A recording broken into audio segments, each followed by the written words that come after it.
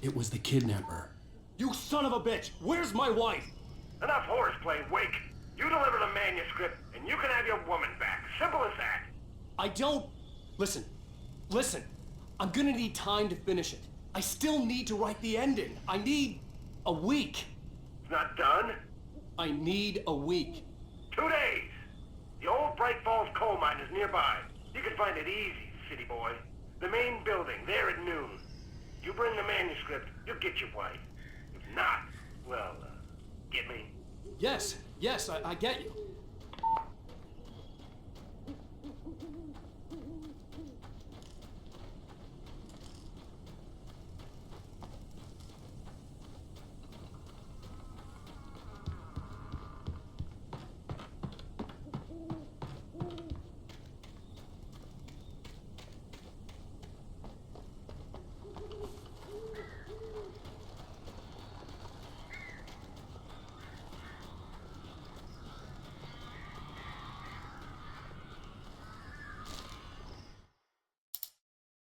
The dark presence had touched the girl to lure the writer into a trap.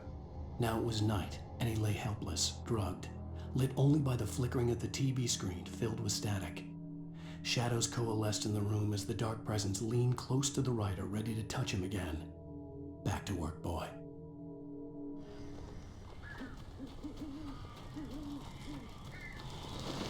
Barry had talked about birds over the phone.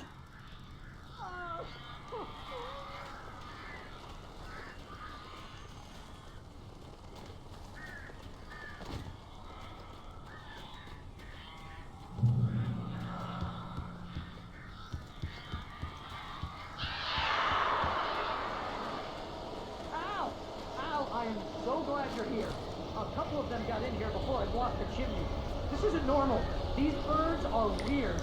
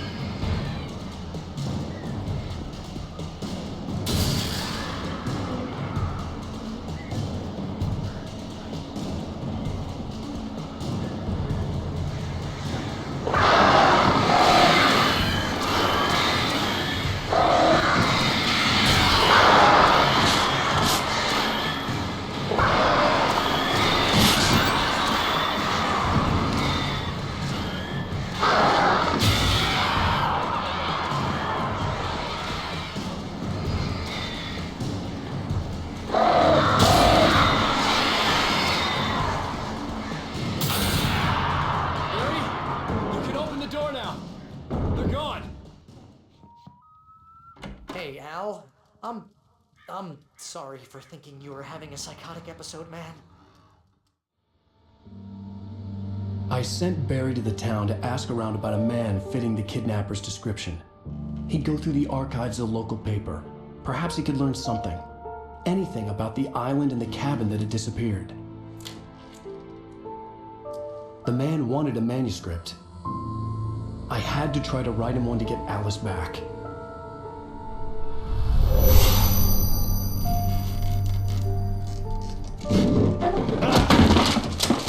For me, the supernatural had always been nothing but a metaphor for the human psyche, a tool to use in writing fiction. Now, it was happening for real, and I couldn't put a single word on paper.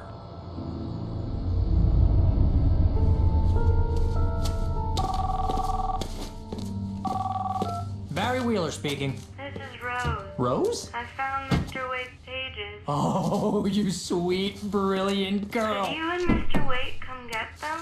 I live in the trailer park outside the town. We'll be there in less than an hour. Bye now. See you soon. Have a great day. Hope you come back soon. Welcome to the Oh Dear Diner. Good girl.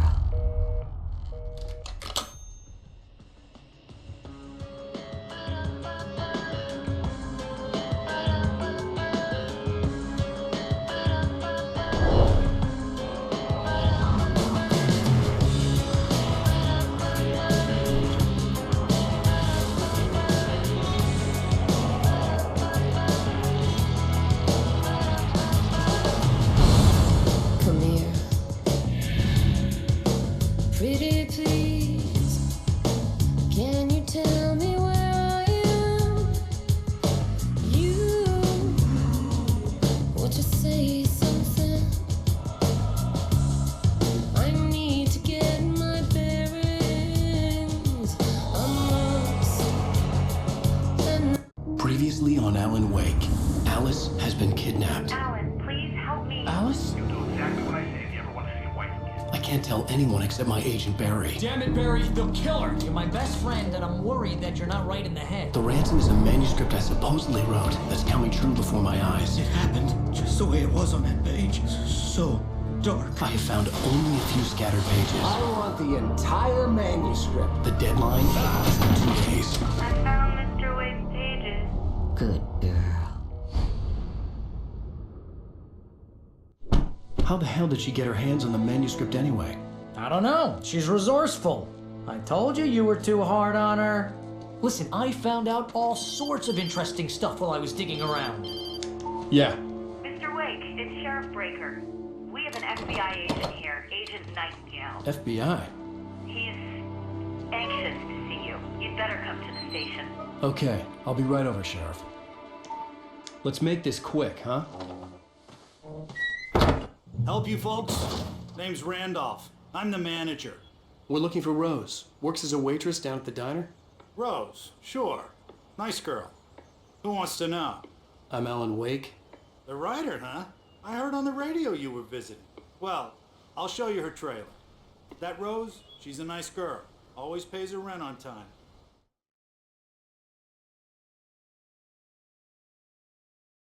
Mr. Randolph liked Rose. That little smile she had. How she was still sweet when life had tried so hard to make her bitter. It wasn't any of his business what she did in her trailer. But those strangers, the writer and his smart-ass sidekick, looked like trouble. And they'd been in there for hours, way past her normal bedtime. He reached for the phone and called the sheriff's station. For decades, the darkness that wore Barbara Jagger's skin slept fitfully in the dark place that was its home and prison. It was hungry and in pain. It dreamed of its nights of glory when the poet's writing had called it from the depths and given it a brief, terrible taste of power and freedom. The rock stars had stirred it from the deep sleep the poet had sunk it back to in the end. When it sensed the writer on the ferry, it opened its eyes. Nightingale stared through the broken studio window into the dark woods. He turned around, started to walk out, but Maine grabbed his arm. "Young man, you almost shot me. You don't shoot off rounds at people like that. What's the matter with you?" Nightingale shook his arm free, marched out. His cheeks burned with rage and humiliation. Sarah trusted her gut, and her gut said Agent Nightingale was an asshole. He felt wrong, and it wasn't just the smell of stale booze. It was in the way he flashed his badge, pulled rank, the look in his eyes when he wanted answers. Where was Alan Wake? What was this about an accident? Where was his wife? And most importantly, why did she let Wake go? He wouldn't answer her questions. Federal business was all he'd say. The pipe wrenched itself loose from the bridge's steel framework. Wrapped in darkness, it floated in midair, twitching. For a moment, I didn't understand what I was looking at. The heavy object lurched at me with impossible force. I threw myself out of the way, but just barely. When I turned my flashlight on it, it shook in a dark rage before it flew at me again. I slammed the door shut right in his smug face. He pleaded for me to open the door. True to form, the asshole actually thought I would obey. I had no sympathy left, no guilt either, not for him. I took a moment to savor the scream. I bet I had a smile on my face. It was all that I had time for. The dark presence was inside the lodge with me. The darkness surged towards me, sucking everything loose from the ground into its depths, tugging at my clothes. I saw the flare the kidnapper had dropped and threw myself towards it just as I felt my feet leave the ground. The darkness embraced me with the force of a tornado. Somehow I managed to light the flare. The darkness roared and cast me away. I fell toward the dark waters of the lake far below. With Nightingale gone and the night wind blowing in through the broken studio window, Maine stared at Sarah. The sheriff looked away. Maine's voice shook with barely controlled anger. That boy's doing more drinking than thinking. I hope you know what you're doing, Sarah. He's got a sickness in his eyes. You take my word for it. He wants Wake for a reason, and it's not for anything good. When Thomas Zane fell for Barbara Jagger, it happened fast. She was young, vibrant, and beautiful, full of life. He had never been a very happy man, and without any seeming effort, she had changed all that. Zane felt good for the first time in his life. Everything she did was another piece of a jigsaw puzzle he hadn't even known he'd been missing. And best of all, she made the words flow, strong and sharp. She was his muse.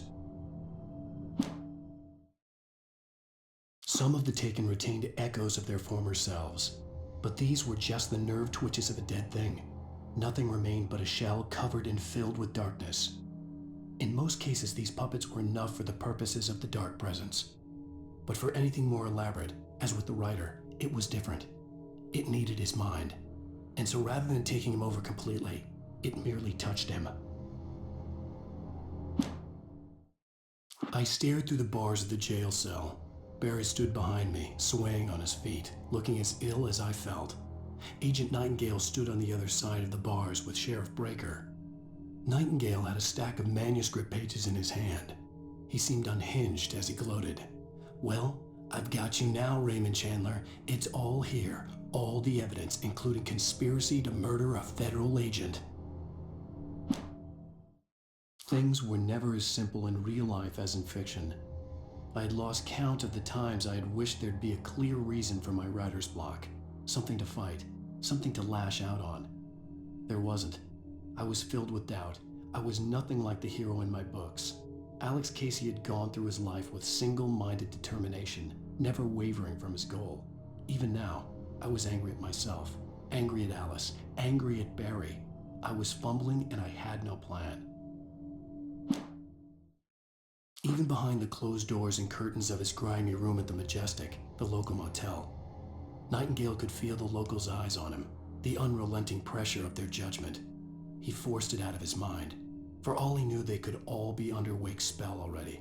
You do what you have to do to get the job done. He took comfort from the bottle in his hand. Please, he thought, just let me get through this. Maud had checked all of Stucky's rental cabins. There had been no sign of the Wakes. It was dark when he'd found their car parked at the end of the road by Cauldron Lake. It made no sense. They must have taken a wrong turn, but there was no sign of them, and the car had been there for hours already. Frustrated, Mott stood on the rotten ruin of the footbridge that had once led to Diver's Isle before it sank beneath the waves years ago. The boss wouldn't be happy. I tried to hold on to Alice, but her form melted away. I was losing control. Dr. Hartman stood in her place. I wanted to hit him, but my arms were jelly. He smiled. It was a reassuring smile, and I hated him for it. I had to give you a sedative. Don't fight it. You went through another rough period. Right now, it's very important that you stay calm. We don't want you to have another episode. You're a patient at my clinic. Have been for a while now. For Mott, spying on the writer on the ferry had been a disappointment. His boss had made Wake out to be something special, but Mott hadn't been impressed. He'd gotten a good long look at the wife, though, and he liked what he saw. Mott had fantasized about goading Wake into a fight, but it hadn't happened. Still, he'd get his chance to see if the writer had anything in him. He'd been promised as much. The hunters were big, thick-set men, confident and at home in the woods. They were feeling good, running on beer, ghost stories, and camaraderie late into the night. It did them no good, as they were taken by the dark presence, sucked deep into a darkness far worse than any ghost story they ever told or heard. Lightning flashed behind the windows of Cauldron Lake Lodge. Tor Anderson laughed and held the steel hammer above his head. Nurse Sinclair was trying to calm him down without success. Tor grinned madly and shouted, "My hammer's up. Here's a friendly poke from Molnir, wench." He brought the hammer down with all his might on Sinclair's head. "We're on a comeback tour, baby."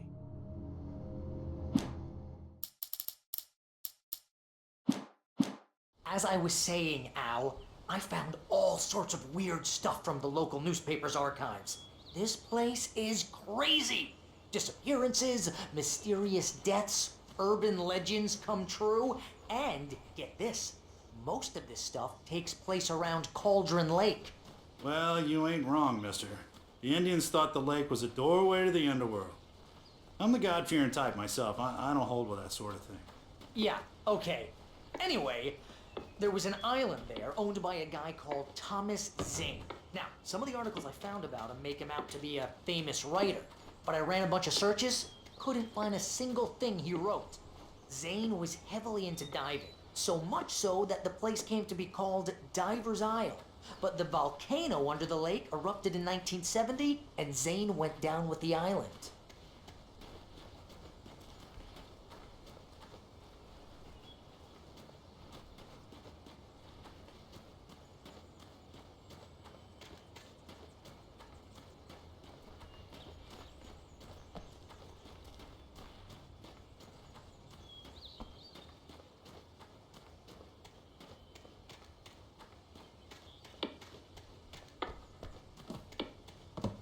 Come on, mister. I'll take you to Rose's trailer.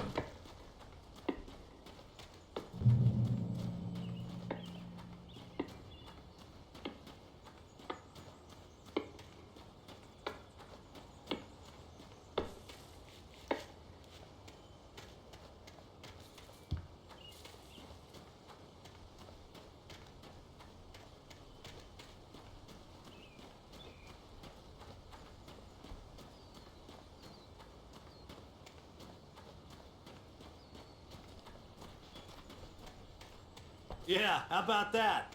It was there in the morning, as if it had fallen from the sky. But it would take a tornado to lift something like that. We're damn lucky it didn't crush any of the trailers.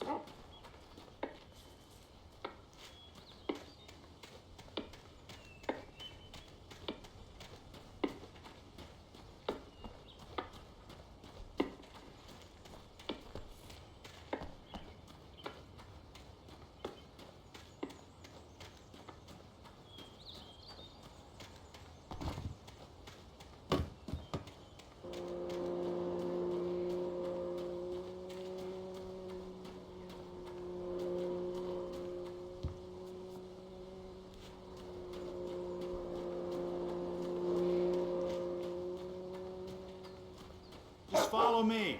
It's not far.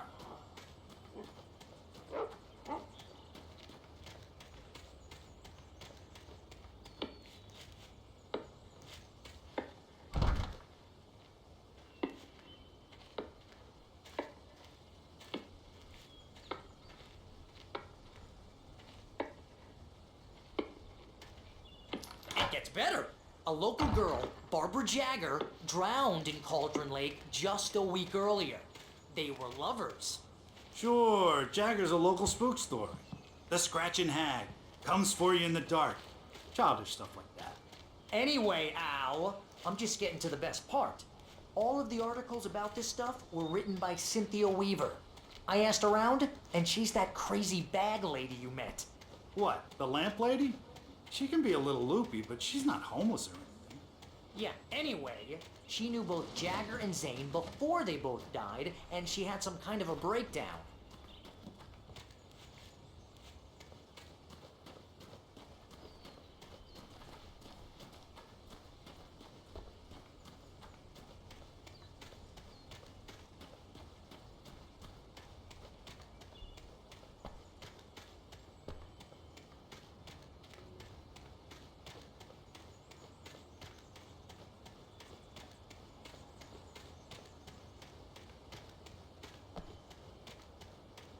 Listen, I got things to do. This place don't run itself.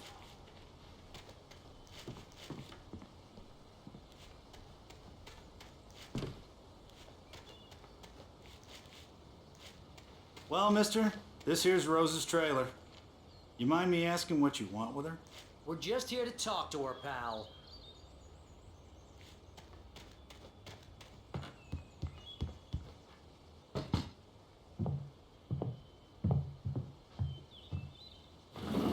Welcome to... Oh dear, Mr. Wake. I'm so glad you're here. Rose, you have my manuscript? Oh. Oh yes. Yes. Please, come in.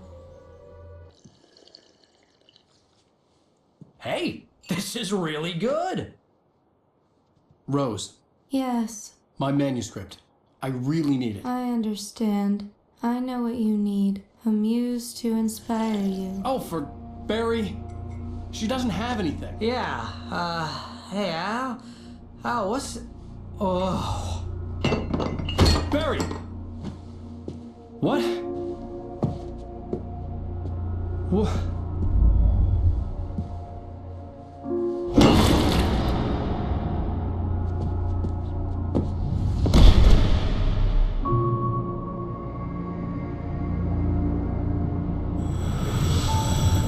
It's coming for you, hiding in my barber's skin. I'm too weak to stop it. You must turn the lights on. I promised I'd come visit you and your lovely wife.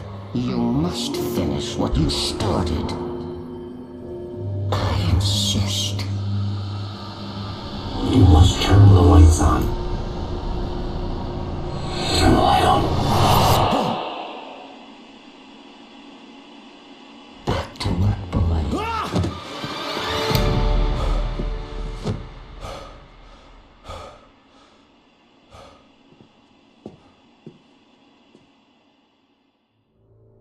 I felt nauseous, hungover. Only anger kept me going. I can't tell reality from dream anymore, but it seems I have an imaginary editor to help me. She's an old woman in a funeral dress. I call her Barbara Jagger. She's very strict. I'm writing faster and faster. My manuscript is being heavily revised. The edits are getting very aggressive, and each day there's less of me and more of her. I hate it, but I know she's right. She promises me I can save Alice this way. She knows more of this than I do. About the complex incantation I'm attempting. About this place. She's worked with another writer under similar circumstances, Thomas Zane. The genre of the story seems to be shifting. It's turning into a horror story. I'm getting close. I can feel it.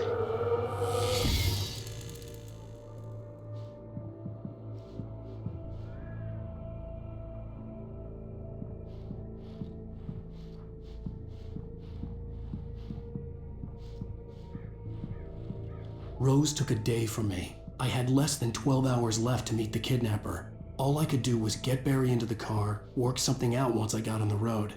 Welcome to the Oh Dear Diner. What can I get you today? Coffee? I couldn't work up much hate for Rose. Something had used her to get to me and left its mark. First refill is free. Milk and sugar on the counter there. Would you like to hear today's specials? Thank you. A nice day. Come back soon. Barry was out of it. He was way too heavy to carry. You're right.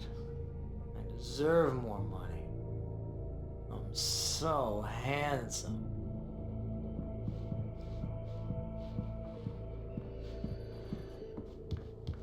My gun and flashlight were gone. I'd have to find a way to get Barry into the car as quickly as possible. There was no time to waste.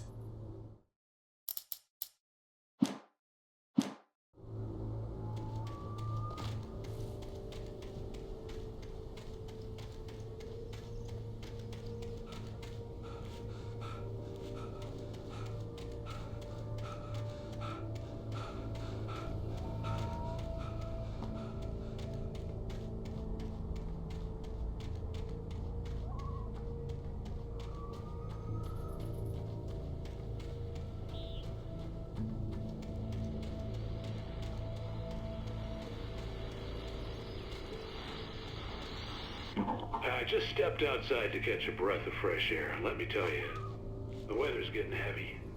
Nights like this make me especially glad I'm here talking to you and not home in bed. Once the weather takes a turn like this, I can't sleep at all. It's all tangled bed sheets and dark thoughts, punctuated by the occasional plunge into nightmare. Is it just me? Well, perhaps it is. But I hope I can make the night a little bit easier to get through. Caller, you're on KBF FM. Hey, hi, it's Walt Snyder. What's on your mind, Walt? Well, I ain't the way you are, but, well, I can't sleep either, you know? I just been staring out the window here, trying to make sense of it all, but, I ain't been thinking either, you know? I just... Well, you sound like a man with a problem, Walt.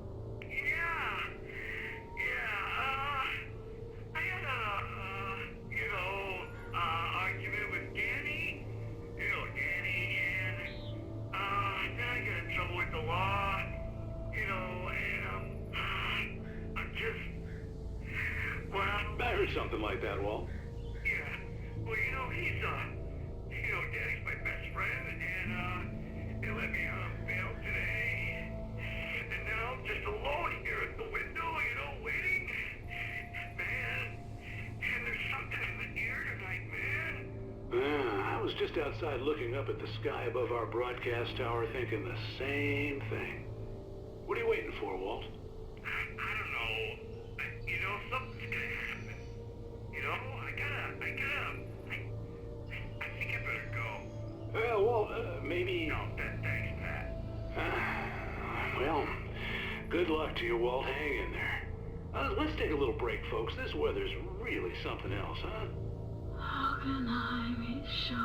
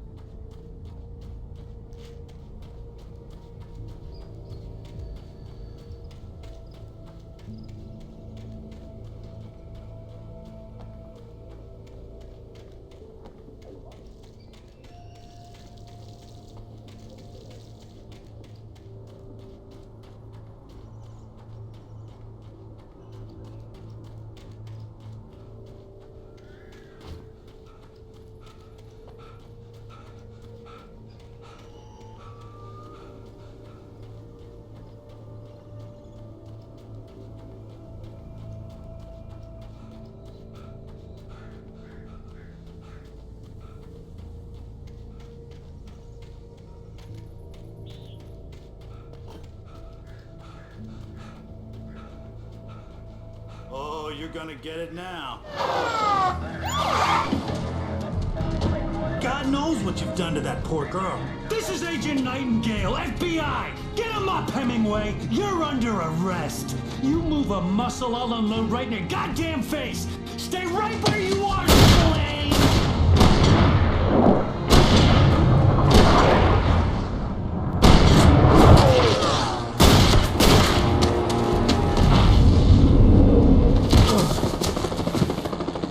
What are you? I'm standing right here, you goddamn maniac!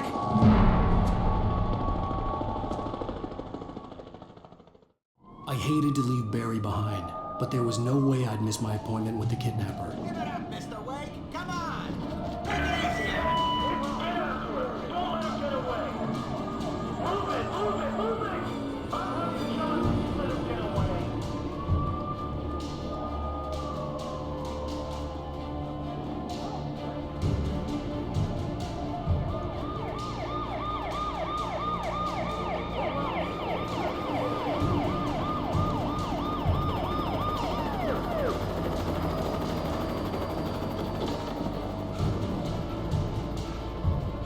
There! We have the suspect in sight. Okay, men. Keep your eyes peeled. He's gonna try to make it through here. We're ready to go. Oh, damn. Man out! Go! Go! Stop! That's it! There you go!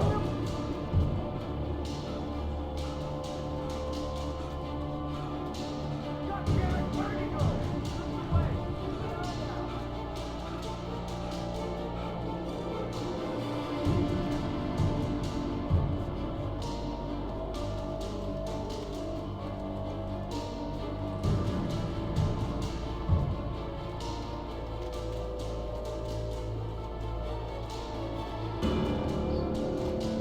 He's gone. Come on, guys. We need to head him off.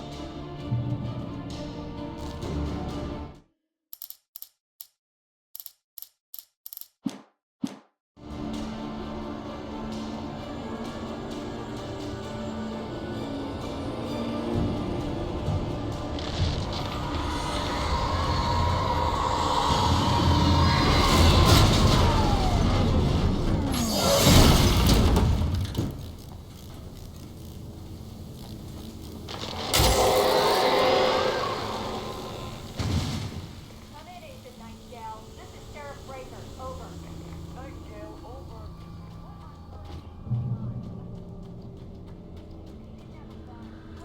Civilian instead. Over. Sheriff, Wake's running. I'm giving chase. I don't have time for this. Well, make the time. Can't just go shooting at people in my town. Over. I'm a federal agent pursuing a fugitive. You want to discuss my methods, Sheriff? Make an appointment. Over. You stay right where you are, Agent Nightingale. I'm on my way. Out.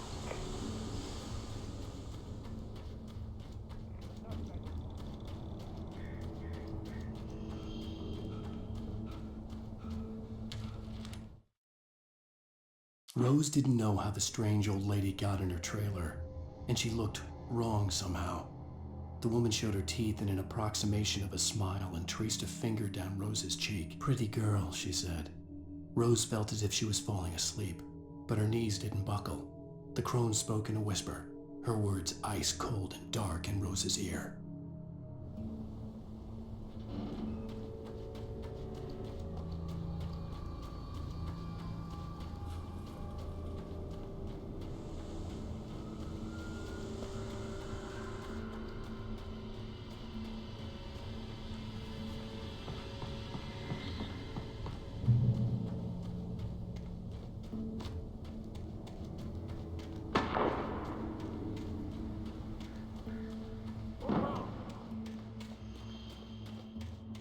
Search the area.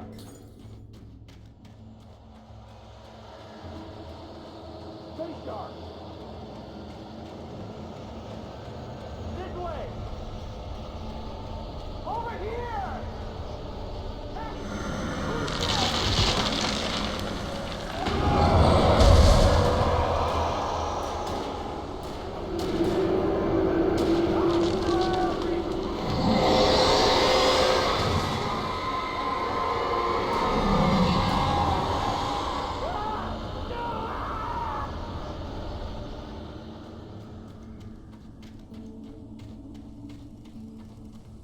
This horror was everywhere I went, circling me. The cops didn't stand a chance. They were after a writer, not a monster.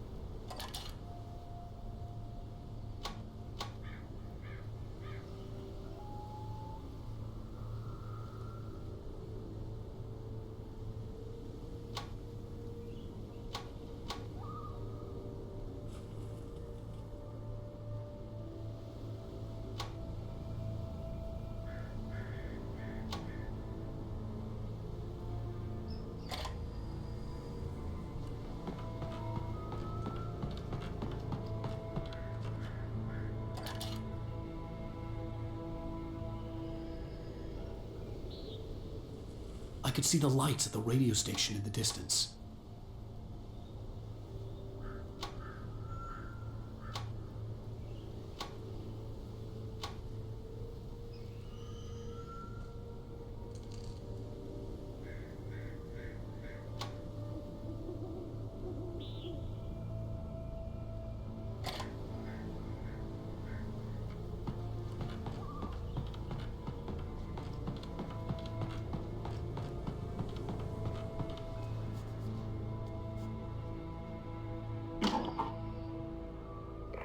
This is James. Mulligan, Thornton, come in. Over.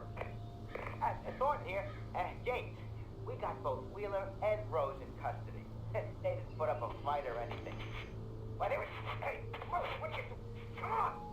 Sit down and give me that. James, Mulligan here. Over. Go ahead, Mulligan. Over. We got Wheeler and Rose here. Wheeler's drunk or hopped up on something. Speaking of which, that Fed had a pretty distinctive whiff of Otis Scotch about him, you know what I mean? Over.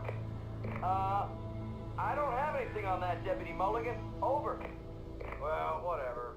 Anyway, Rose is just being plain weird here. You better get Doc in to take a look at both of them. Over. Gotcha. You better get them here quickly. The, Fed's gonna want to interview Wheeler. Over.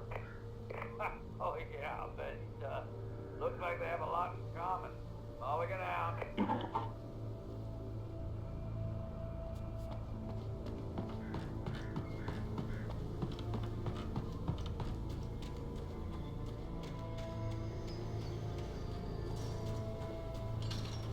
I imagined that the broadcast tower in the distance was part of the local radio station. Maine seemed like a decent guy, Perhaps he could give me directions to the coal mine.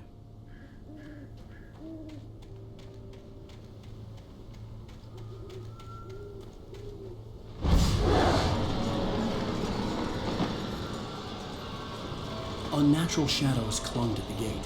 The darkness that was after me was trying to stop me. I wouldn't get through without a light.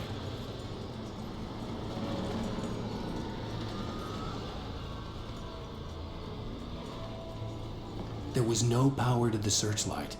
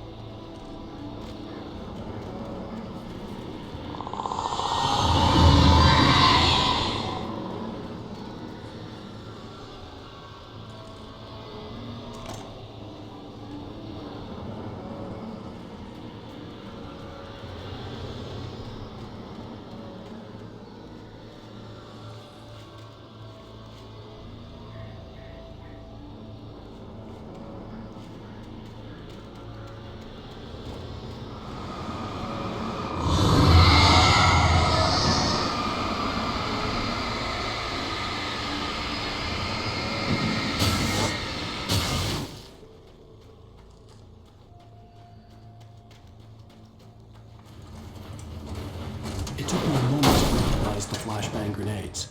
They were an ideal weapon for my situation. Team 1, come in. Over. Team 1, this is Sheriff Breaker. Report. Over. Team 2, come in. I need a report. Over. Come on, guys. Talk to me. Come in, please. Over.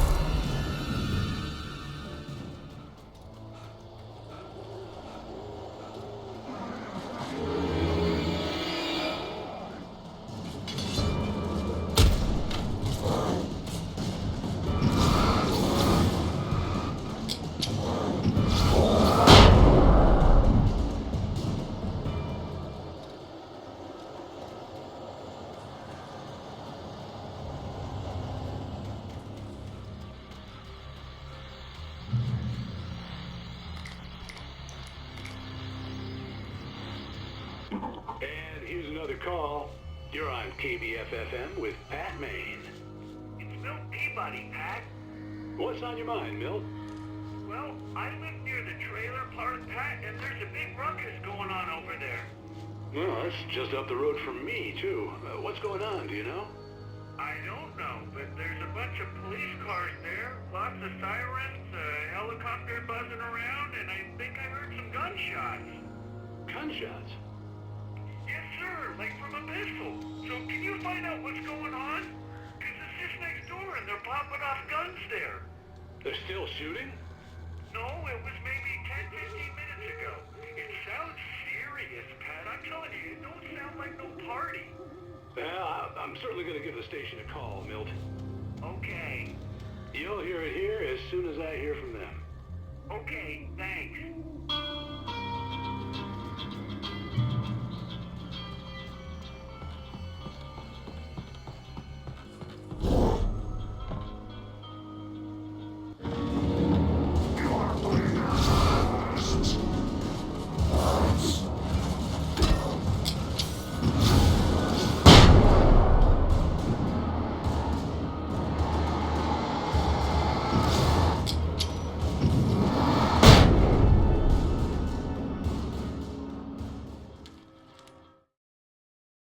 Touched by the dark presence, Rose was lost in a dreamland where everything was drawn in black and gray crayons. The old lady had promised her that all her wishes would come true. She would be Alan Wake's muse.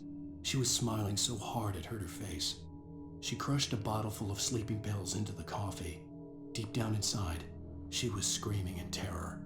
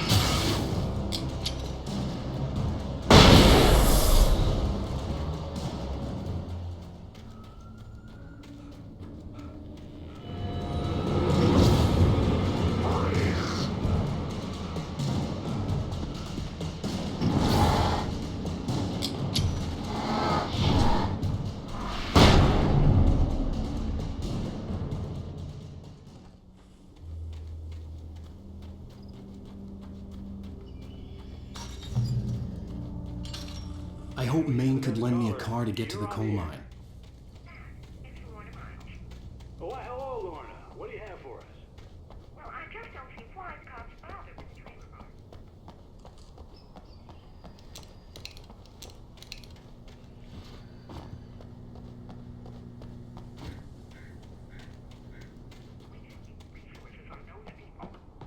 Well, Let the trailers sort themselves out. I'm sorry, but my granddaddy settled in Bright Falls in 1911. well, thank you very much for that compassionate viewpoint, Lorna.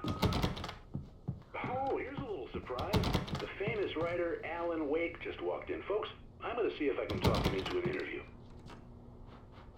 Come on in, Mr. Wake. I'm so glad you could find the time to do this, Mr. Wake. Nowhere to run down, Dan Brown. You back away from me. Don't hurt her. Whoa. Everyone calm down. Put the gun down. We're all friends here, right? Cool your jets, Nightingale. We got him. What the hell's the matter with you? There's a civilian in there.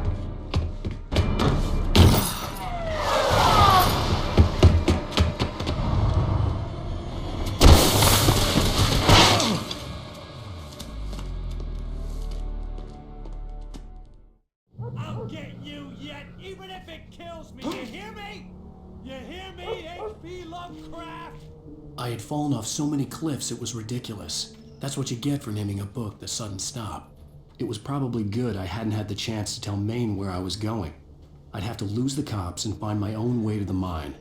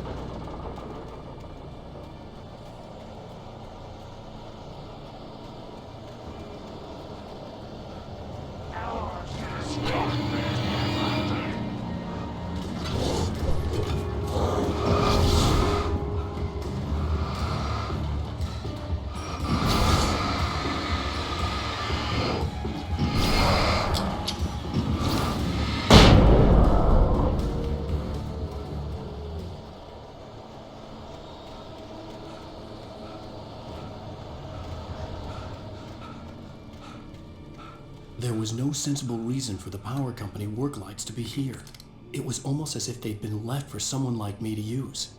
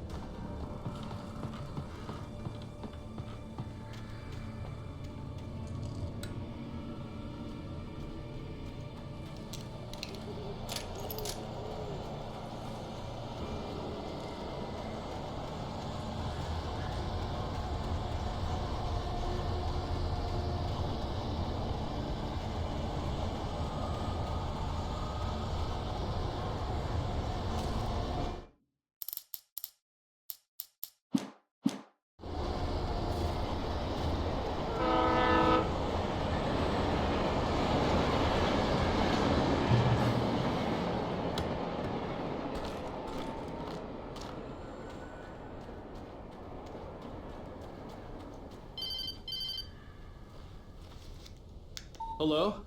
The most stubborn man I've ever met. Alice? Alice? Alan, I'm so afraid. Keeps me in the dark. Please help me. I look at you, Alan, and it's not you. Something else. Looking out from behind your eyes. Alice, I'm here. I'm so alone here. It's all gonna go to hell. You need to be careful. Cooperate. The connection had been terrible, but that wasn't the only thing that hadn't been right with the call. She sounded wrong somehow, but she had called me.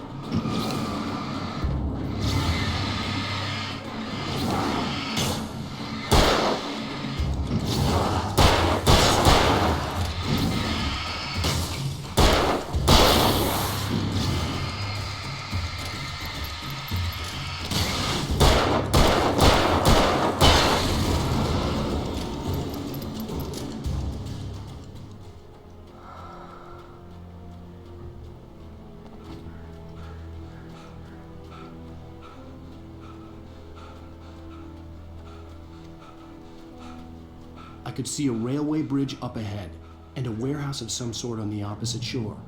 I hoped I could find a car from there.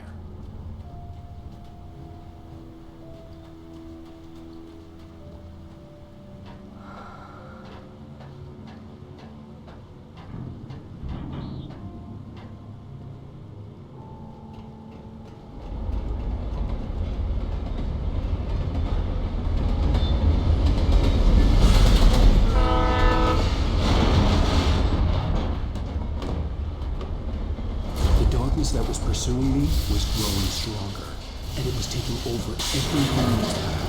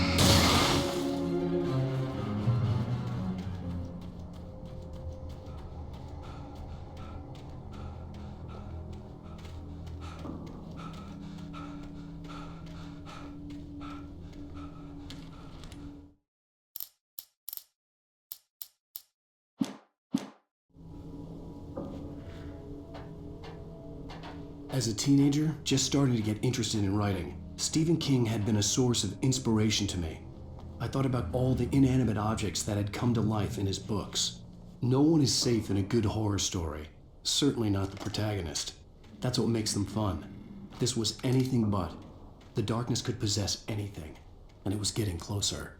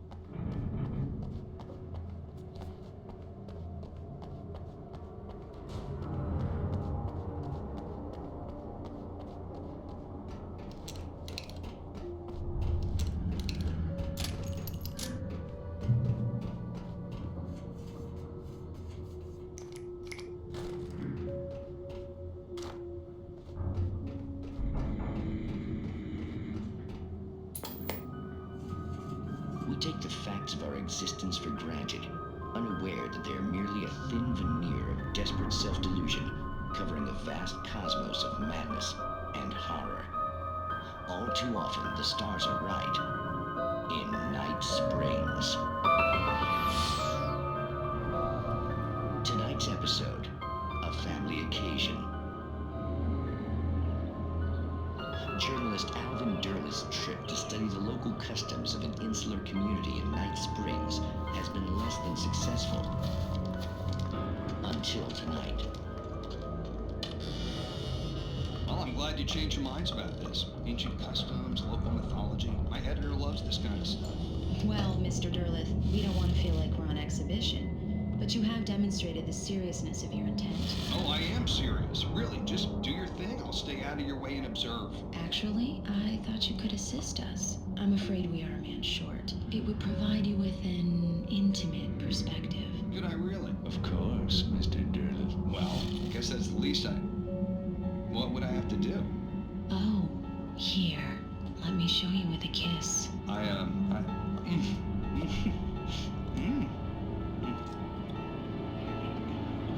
What did you...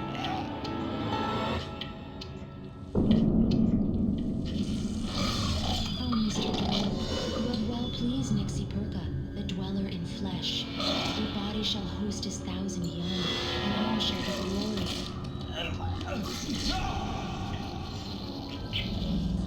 Shh, darling, be calm.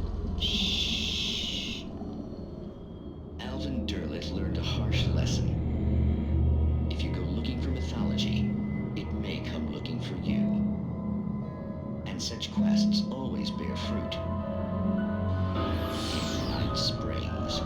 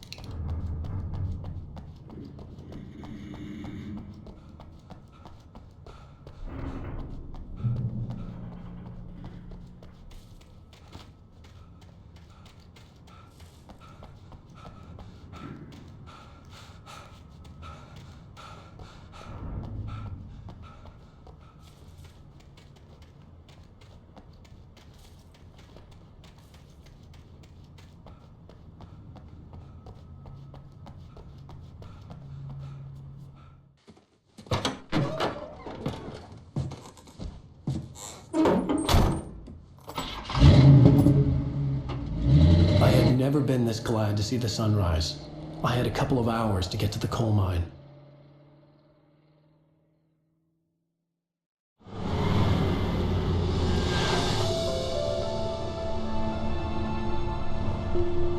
The coal mine wasn't far now.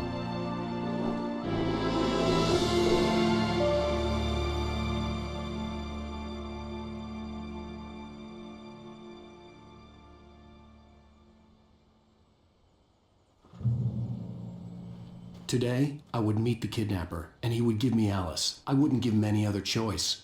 A drowning man will clutch at a straw.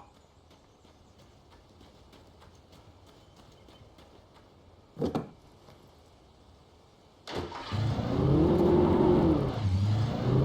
by little, without realizing it, I'd come to believe that the story in the manuscript was coming true. The current of its narrative had taken me deeper and deeper into dark waters. Alice had been taken from me. Barry was probably in jail. I was a fugitive from the FBI. The whole world taken over by the dark presence was trying to destroy me. It all felt real, but it matched a textbook case of insanity. Even during daytime, I was being stalked. The bridge must have collapsed only moments after I'd crossed it.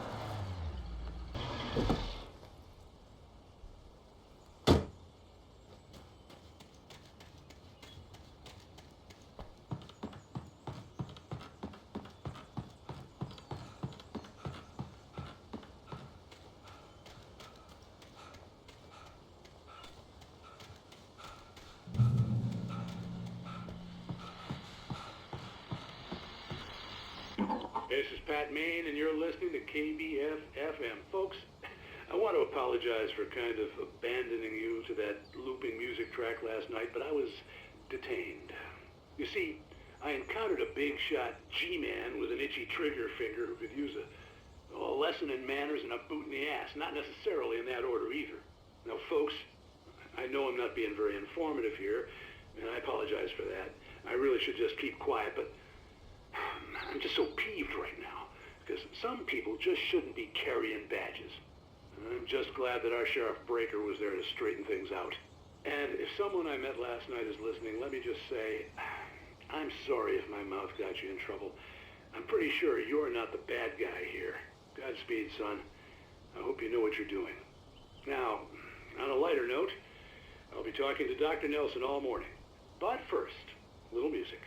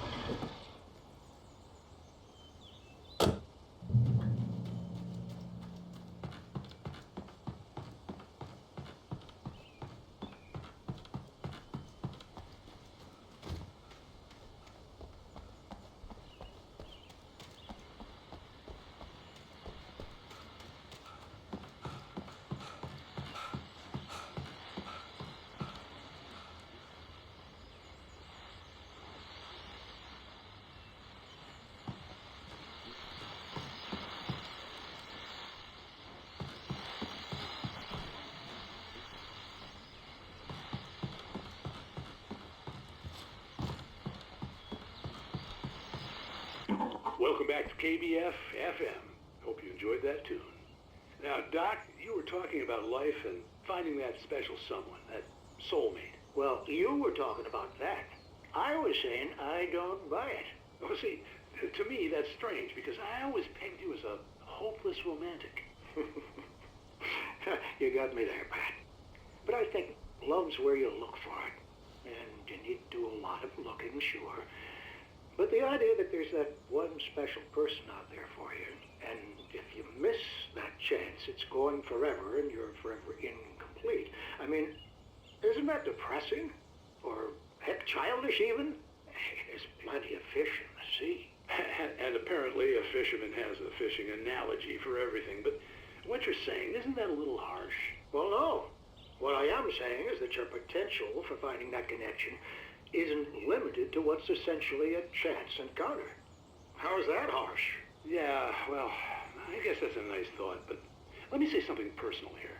Okay. Now, well, I don't disagree with you exactly, but I can't really fit that together with what I feel, what I felt for someone, because she was the one, she was. And I let her drift away from me. Maybe I didn't put in the work, I don't know, but, well, since then, and it was a long time ago, but since then there hasn't been anyone, not like her. And I'm not saying I dwell on her or haven't moved on. I like my life, I'm not living in the past, but I do miss the way she completed me. You can't argue with the heart, Pat. I'm sorry, folks. I had kind of a scary experience last night, and let's just say it's shaken a few things loose.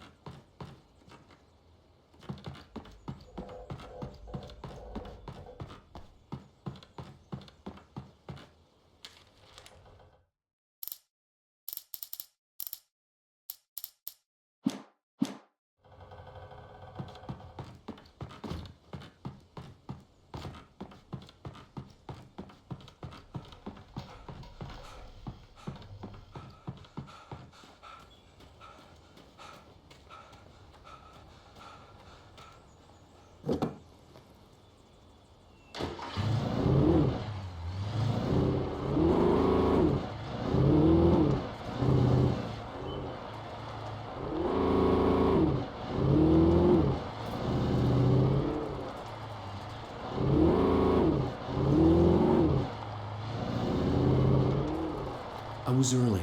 I was supposed to meet the kidnapper at noon in the main building. The coal mine was quiet. It was a museum now.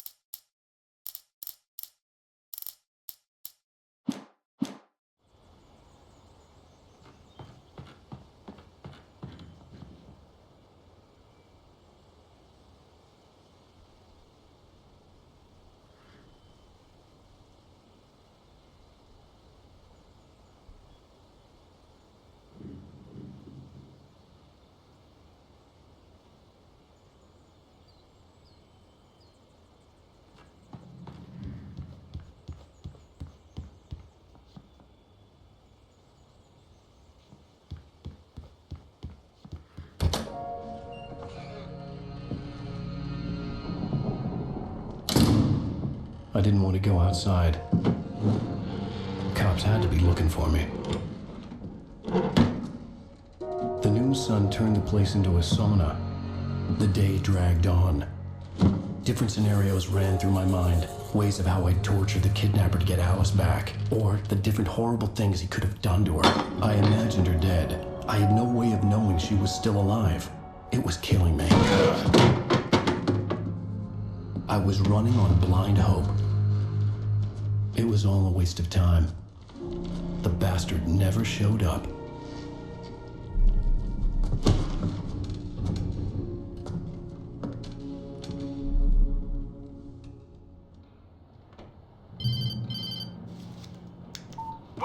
Where the hell are you? Change of plans.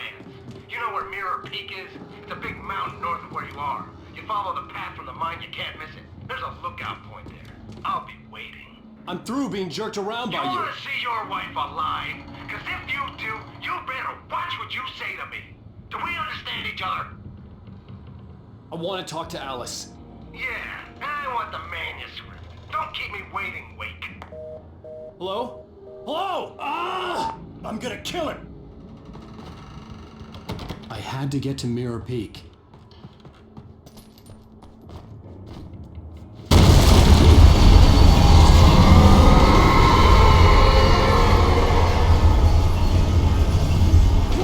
It was close. Maybe closer than ever before.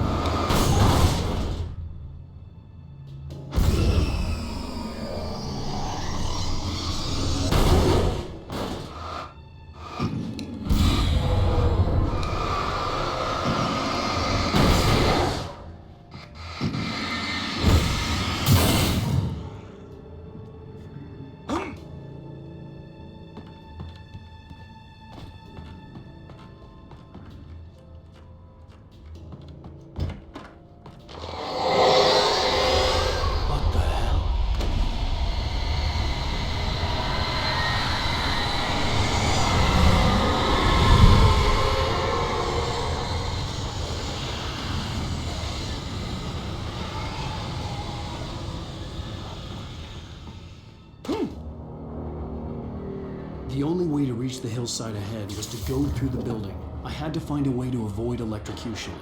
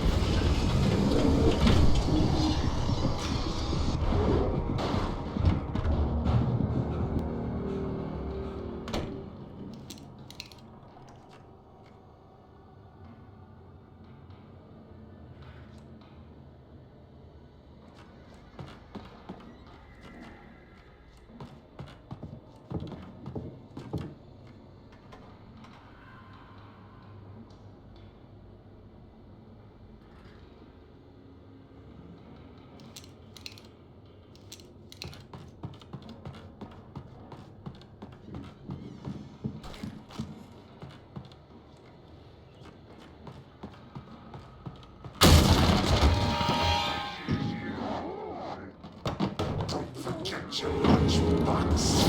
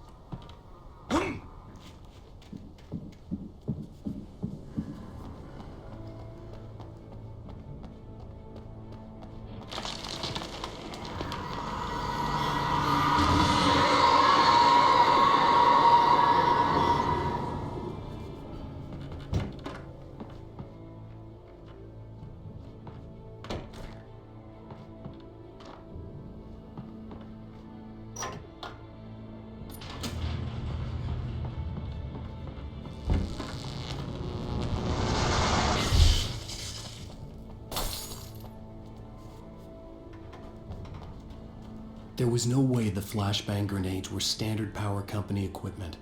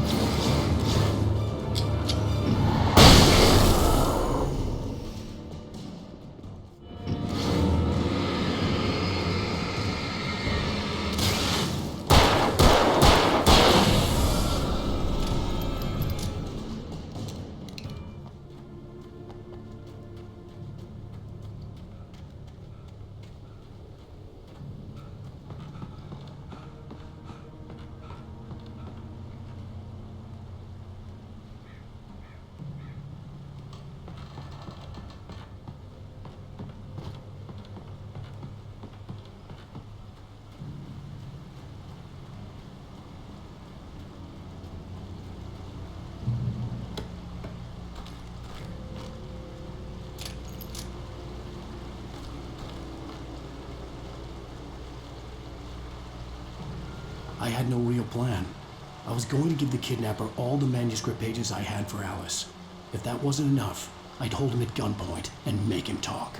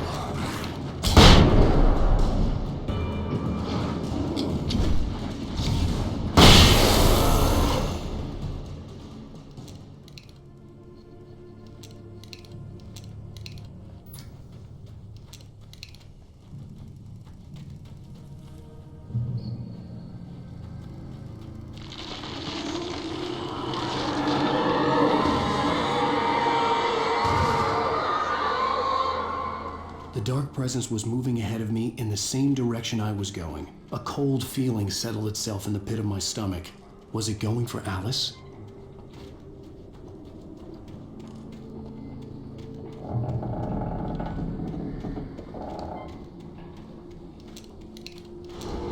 The graveyard shift may cause cancer.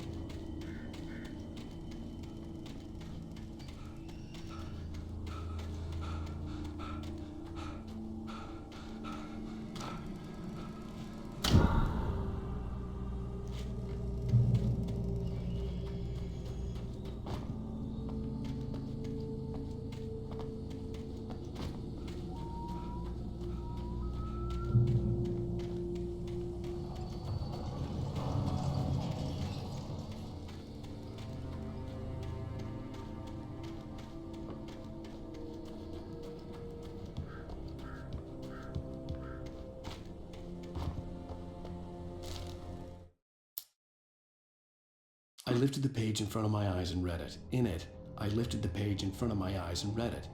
In it, I lifted the page in front of my eyes and read it. In it, I lifted the page in front of my eyes and read it.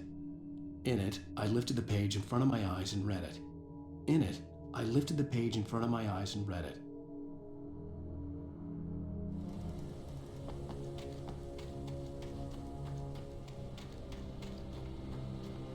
The place was dead, a ghost town. Had been for decades, maybe a century.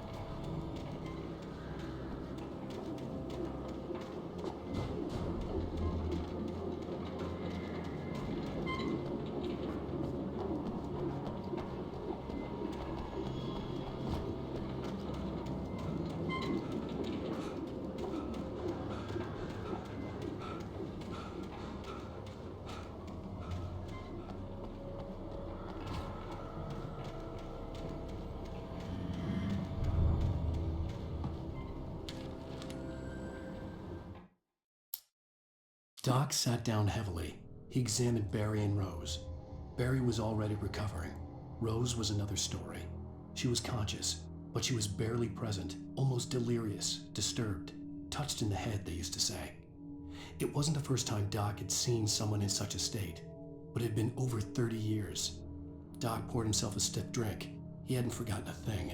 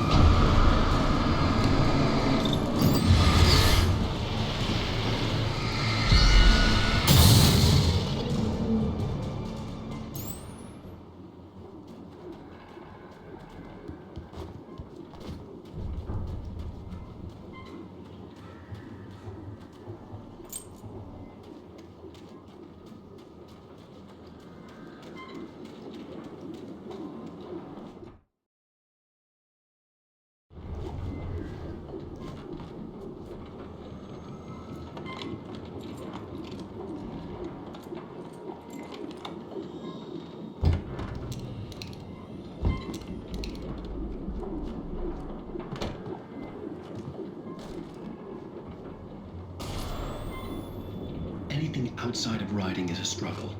I feel ill. I managed to make my way downstairs. There's a shoebox filled with books and papers by Thomas Zane. It's very hard to focus, but I managed to read some of it. He's a poet, and a good one. He writes of muses and creators summoning fabulous things from a magic lake, using his powers to shape the world of a realm of gods and dreams and demons, dark things that wait for a chance to slip through, wearing the flesh of men as disguise. Zane writes about himself, his girlfriend being taken over by a dark presence. about growing scared of the lake. Zane believes it's a mirror to the gaping void of darkness above, where some Lovecraftian presence lurks. I crawl back upstairs. I'll borrow these things for my story. They ring true. They fit.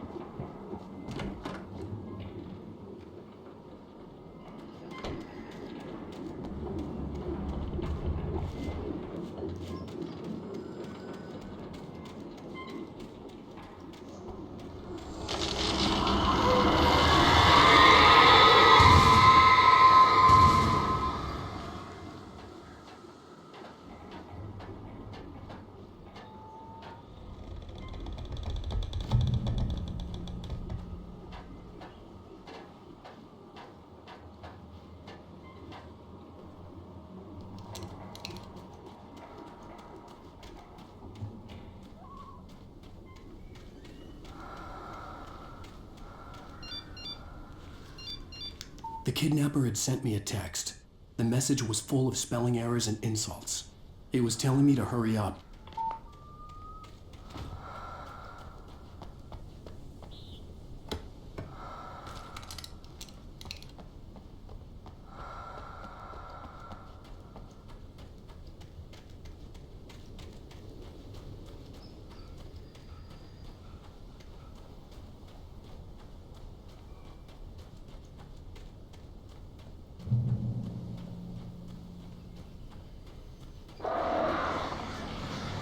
Birds.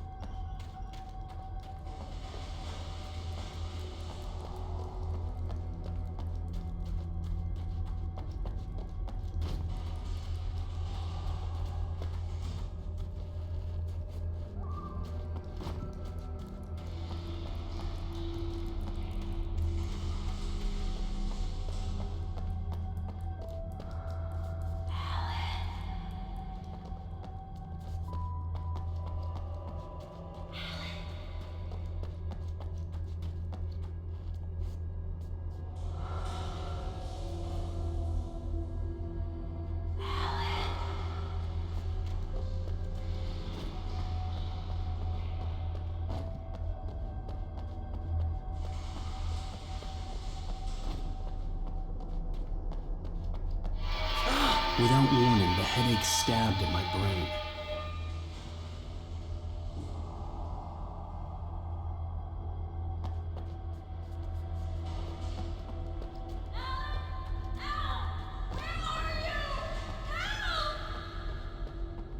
Alice? Alice?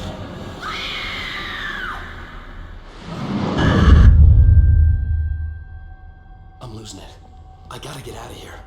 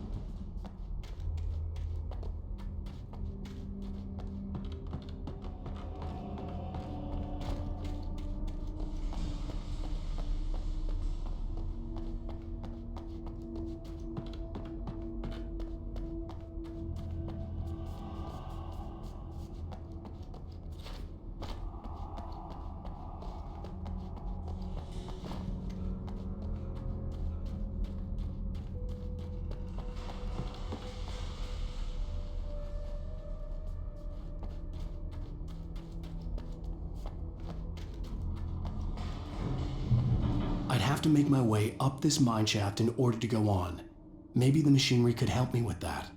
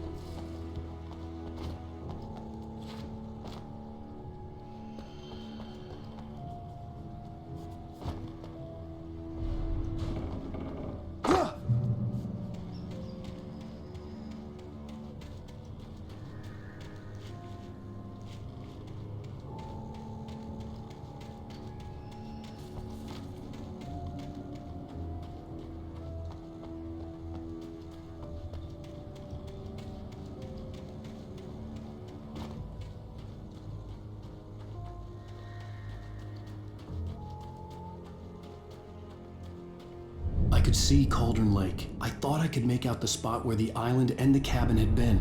There was a light near it. It had to be a boat.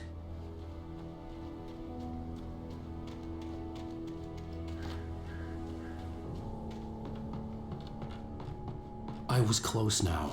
I had to get there fast. I dreaded what I would find.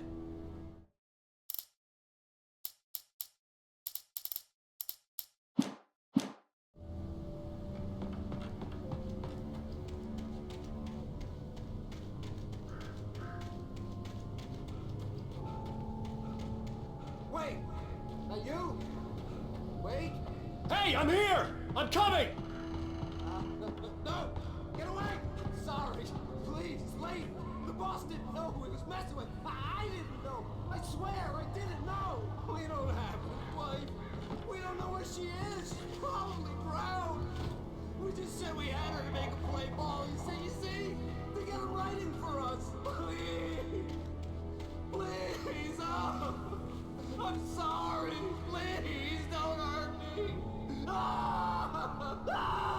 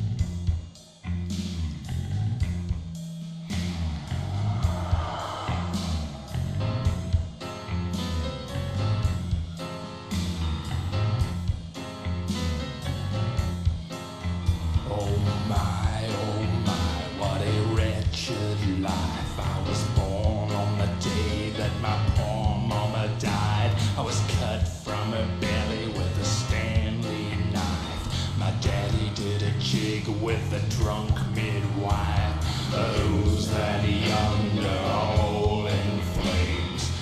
Previously on Alan Wake, I'm hunted by the law. Sheriff, Wake's running. I'm giving chase. Are you seriously telling me that writer just took out my deputies? A thriller I supposedly wrote is coming true. The genre of the story seems to be shifting. It's turning into a horror story. I was told that Alice had been kidnapped, but that was a lie. We don't have his wife. We don't know where she is! Her purported kidnapper was eaten up by the dark presence before it attacked me.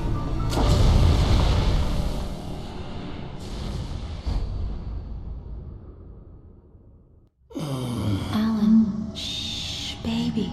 It was just a nightmare. Alice. Hartman, I fell. I had to give you a sedative. Don't fight it. You went through another rough period.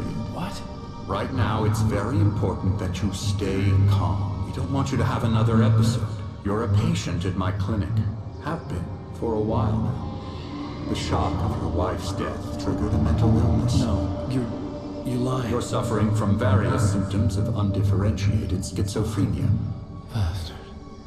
It's okay, Alan. Just let go.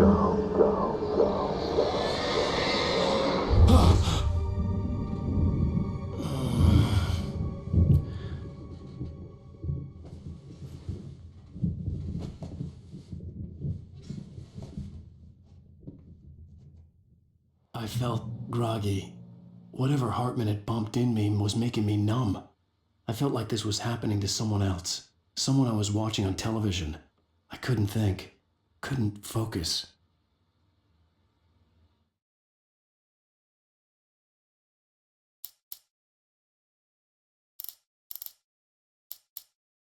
Zane could feel the poems, taking form, shaping things.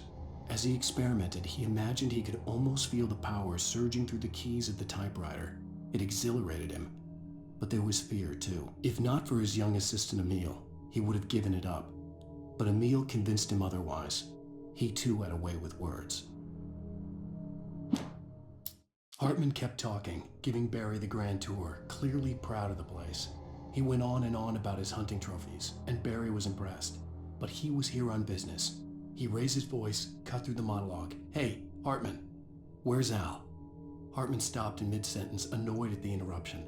He nodded at the hulking orderly standing nearby. The man smiled and clapped a practiced hand on Barry's shoulder. Hartman followed the fall of Alan Wake with his binoculars. When the rider hit the water, he ordered Jack to take the boat to him.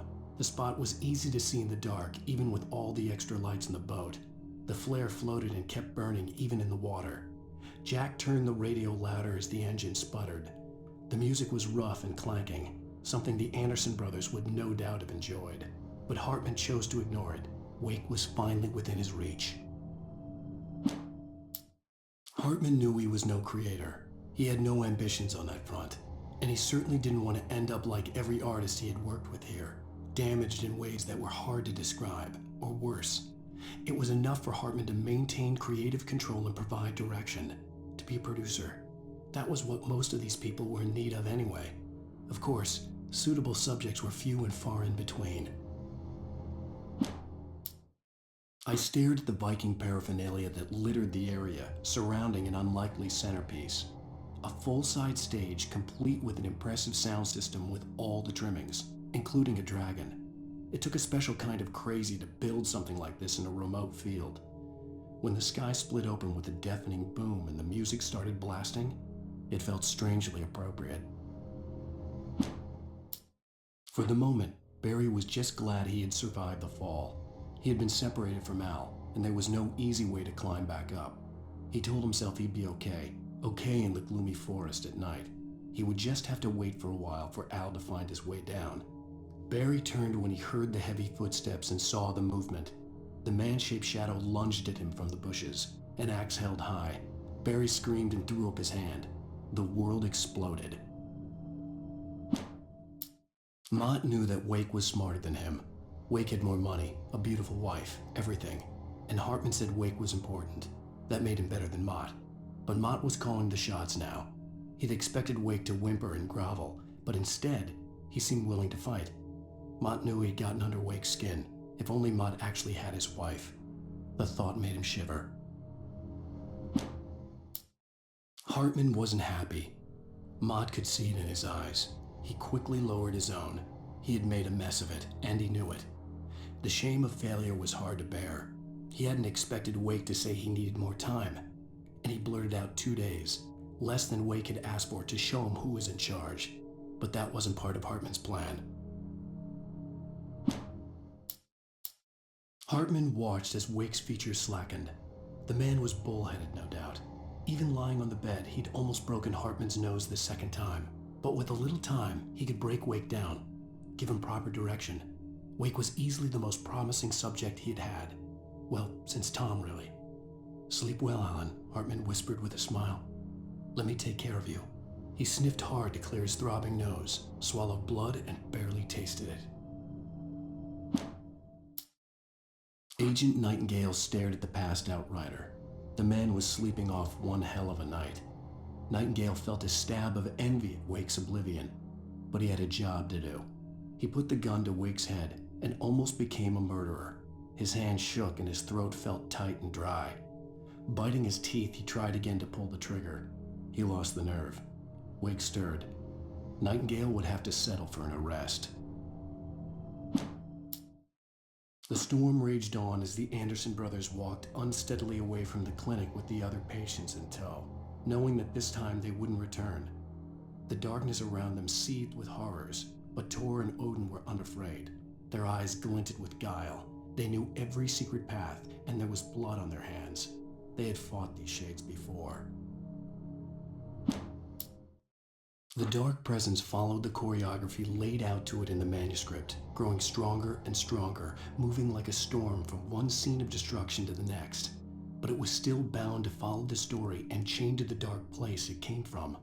When the story reached the end it longed for, it would finally be free. It's 1976. Madness reigns at the Anderson farm.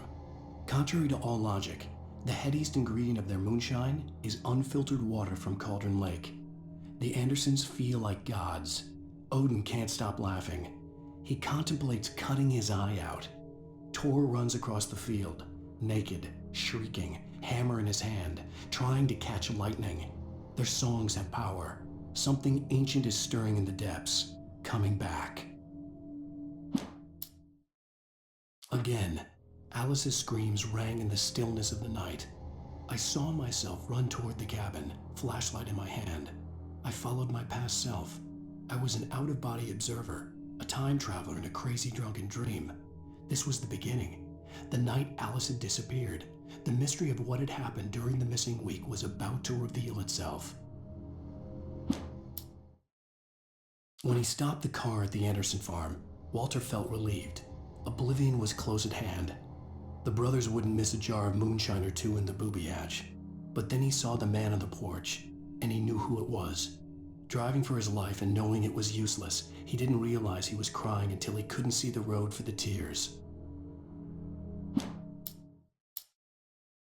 For a moment, Hartman considered strangling the idiot. Mott was mean-spirited, but easily manipulated, an emotional infant who lived for his approval. Wake, by contrast, was a far more difficult subject. Mott had given him too much leash. In 2 days, who knew what could happen? Hartman would have to find a way to rein him in, and quickly. Deputy Mulligan tuned Thornton's chatter out. He didn't think writers were particularly useful people, and a huge manhunt for one struck him as idiotic. Certainly not worth the missed opportunity for coffee and pie. It wasn't even clear what the man had done, except run from them at the trailer park. Mulligan knew he wasn't alone. The sheriff's patience with the Fed was running out. As the deputies hauled Wake and Wheeler away, Agent Nightingale eagerly examined the stack of papers Wake had been carrying. It was incomplete, a collection of random pages, but there was enough. He saw his own name in there, among others. His hands shook with emotion. Finally, it was proof. He had been right all along.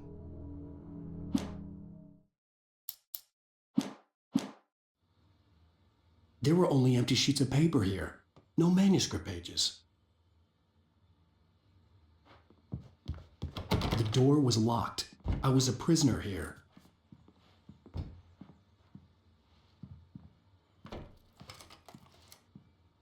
Good evening, Alan. Are we feeling better now? Feeling calm? Yeah, I see you brought your pet gorilla with you. So sure, I'm calm. I get the message, loud and clear. Why, right. That's the spirit. You're being very brave, Alan. I understand you're confused. I would be more concerned if you weren't suspicious of me. I don't blame you for it. Big of you. Now, why don't you come with me? We'll reacquaint you with my clinic and go over everything you might have forgotten. Little walk and some fresh air? Yes, it will do you good. This corridor is for patients. Most of them aren't here right now. Jack took them out for a fishing trip, except for the ones who are particularly vulnerable, of course. I encourage creativity as a part of the recovery process here at Cauldron Lake Lodge. I specialize in treating artists. I bet you do. Splendid, Alan. I honestly believe we can get this thing under control if we work together. This way, Alan.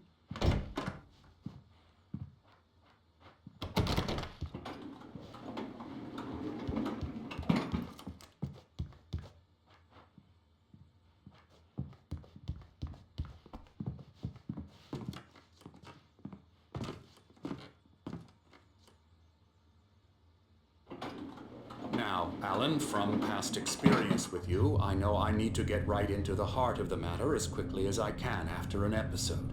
So I'm just going to say this. Alice is dead. No. You're in a very vulnerable state until you understand and accept this. Alice drowned, and you couldn't face that. You're suffering from hallucinations, paranoid delusions, unusual thinking, an obsession about light and darkness, a feeling that everything revolves around you, your thoughts and dreams. Your mind has constructed an elaborate fantasy scenario in which your writings are affecting reality. She has been kidnapped, and supernatural forces of darkness are trying to stop you. We go this way, Alan. I wasn't ready for another shot, so I went along with it. He had to be lying. But under the influence of the drug he had given me, I had to fight not to believe his words. It's all in your head. You've been making it up. Apart from the tragic accident with your wife, no one has been killed. Your delusions are just a manifestation of your subconscious mind trying to protect you from the too painful truth. Unless we fight the fantasy, it will return. I know the instinct is to resist me, but think about it. Doesn't this make far more sense than the insane supernatural conspiracy you have concocted in your mind? You're a skeptic by nature, Alan. We both know this. Everything can be explained logically.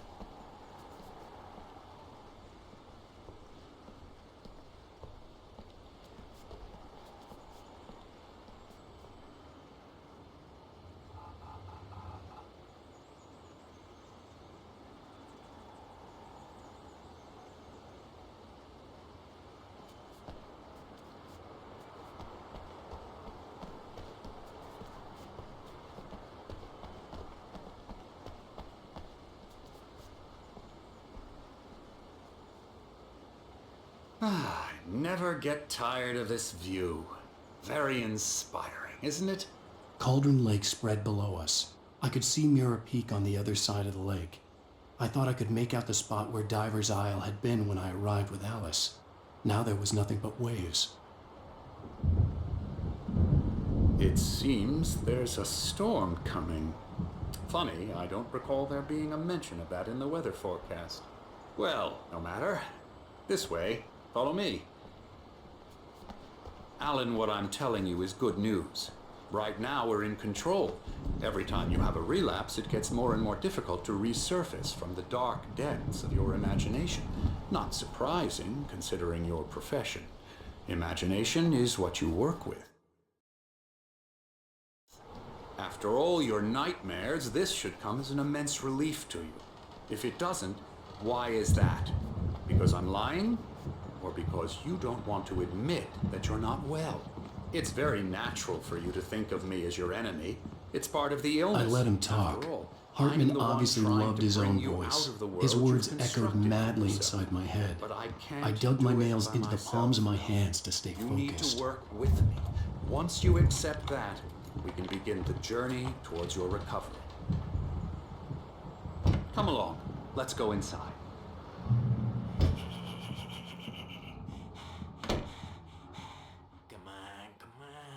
So here's the entrance to the office wing. That's for staff only. You were impressed by my trophies when you first arrived here. I do love to hunt. The great outdoors, man versus nature. It's wonderful stuff. Pretty damn wonderful, yeah.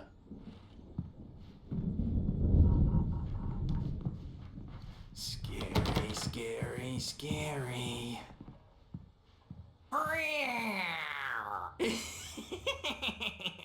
Emerson.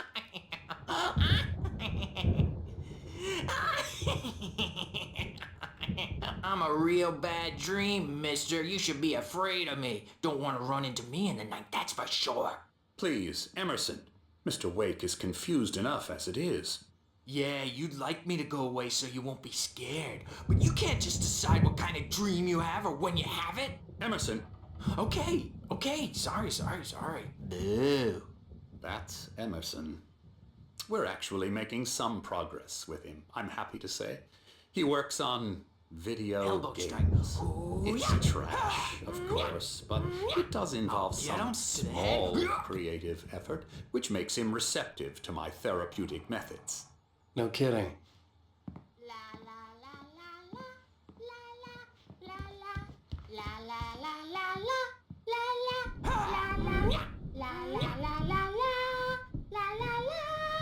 Alan. This way.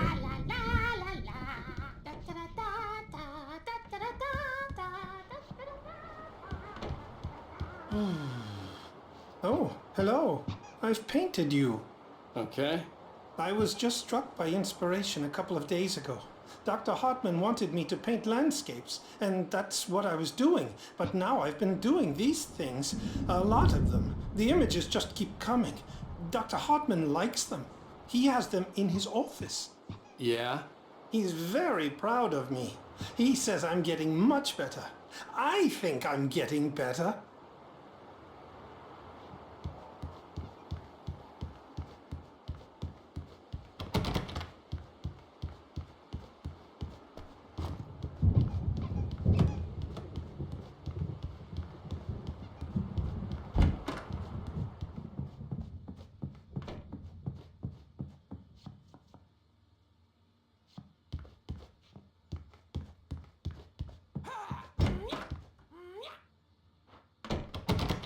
Now, you might have noticed the typewriter in your room. You've been writing as a part of the therapy.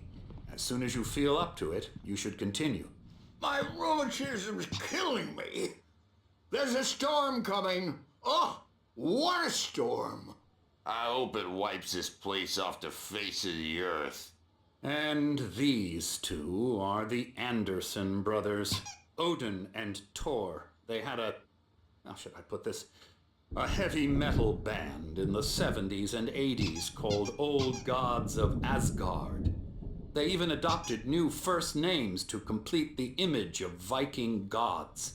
After the band broke up, they lived on a farm nearby.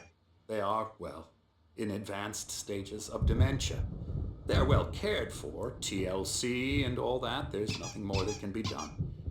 I'm afraid that the rock and roll lifestyle has left its mark. Oh, that won't do. I'm so sorry to cut this short for now, Alan. The power has been acting up. I'd better go check on it. We'll continue this soon. Meanwhile, when you feel up to it, return to your room and try to write. It really is for the best. Don't you think?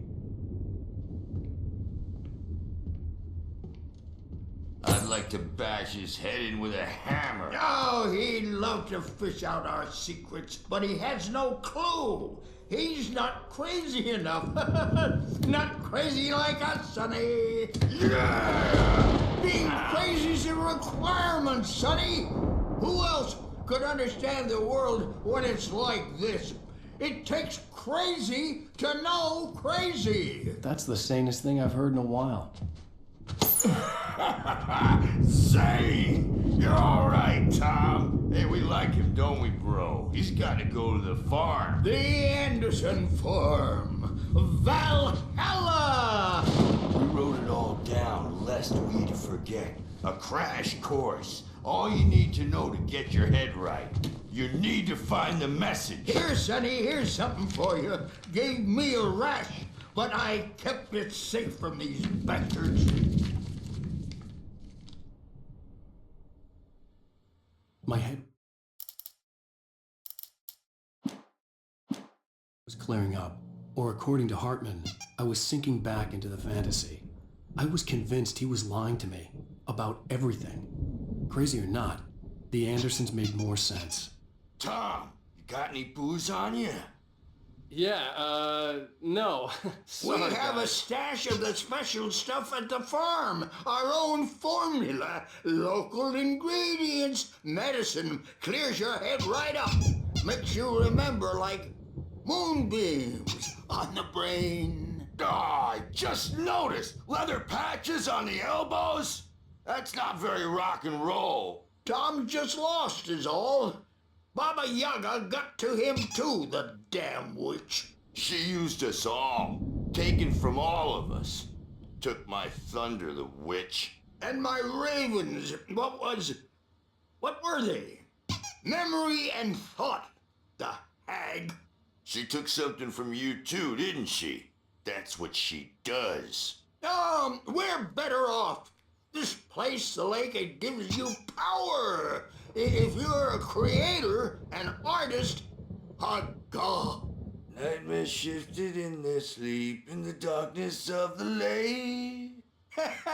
Yeah, that's the one. She makes sure it comes out twisted and wrong. Just ask the lamp lady. She knows what happened to that other rider. She's been using you, boy, and you let her.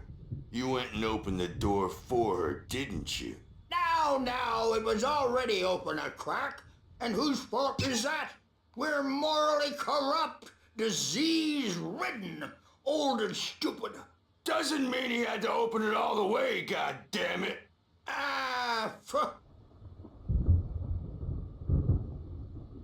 So tired. Built the farm close to the lake. A place of power. We had parties there, man. You should go there and have a party. That Bob Balder threw the amp through the window. Hit that hippie chick in the back of the head. 15 stitches and a concussion. Bob's dead now. Leukemia. Stitches, snitches, and narcs, man. Bad scene. I'm tired, man. So tired.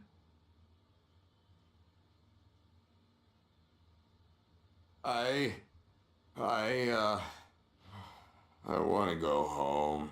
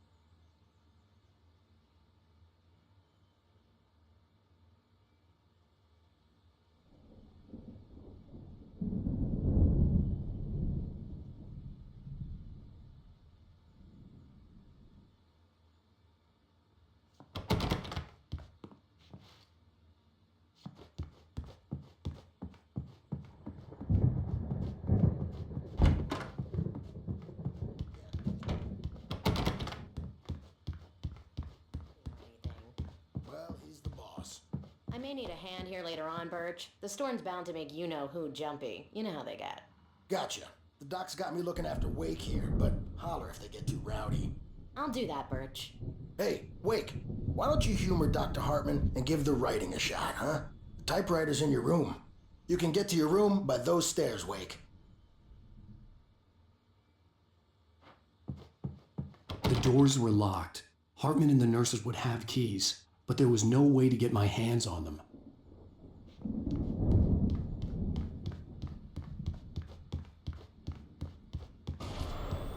Something's wrong. I'm not myself. It's hard to think. There's a shadow inside my head. I can only focus on writing. Everything else is a blur.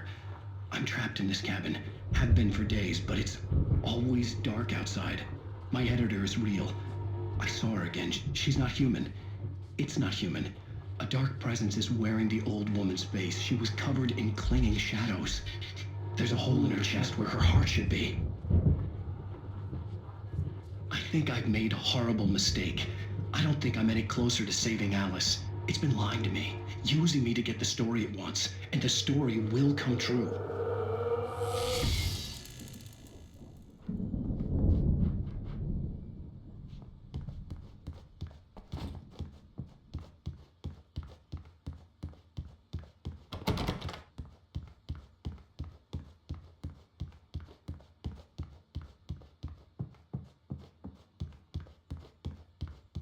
Hartman had mentioned that the power had been acting up. Maybe that was the reason for the generator and the work light on the balcony. Hartman wanted me to write.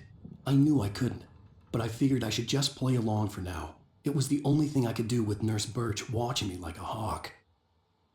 The generator hadn't been activated, and there was no key.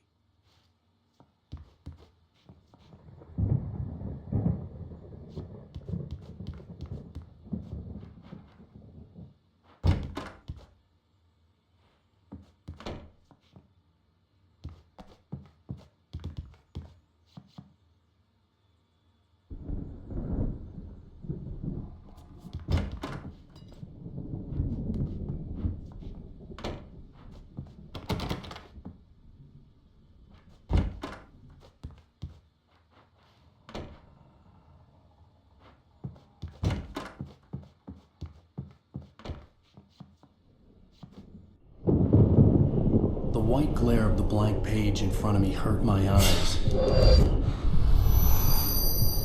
My hands began to shake uncontrollably.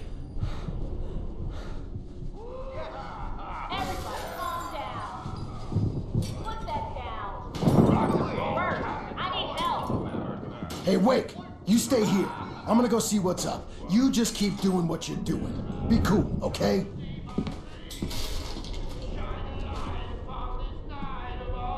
I didn't know what the chaos was all about, but it could be my only chance of getting out of here. Where the hell did he get a damn hammer? I don't know. Here's a friendly poke from me old little wench. Oh, afraid of the crazy brothers, are ya? Not so weak now, are we? Well, things are unraveling fast, aren't they?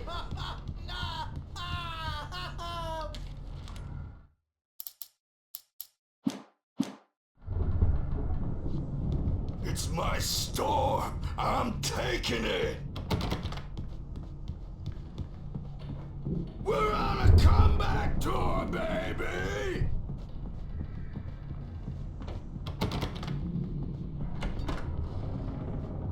Whoever's way will have its say rise up in their name.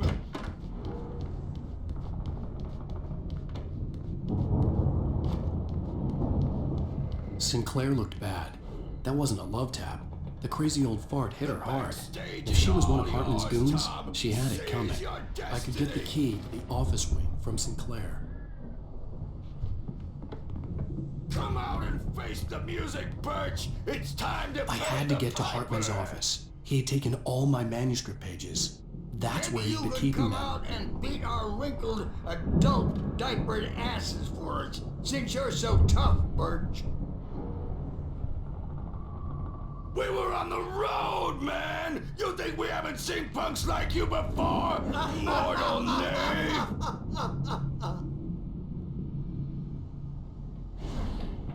Yeah, you better hide, Birch. My wrath will break you. He's probably kidding, Birch. He's got a great sense of humor. Just ask Sinclair.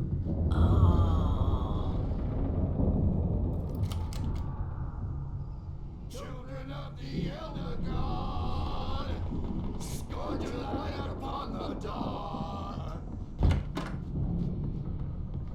The markings on the tape said they were recordings Hartman had made of the sessions with his patients. I saw Alice's name on one of them. For a moment, I couldn't breathe right.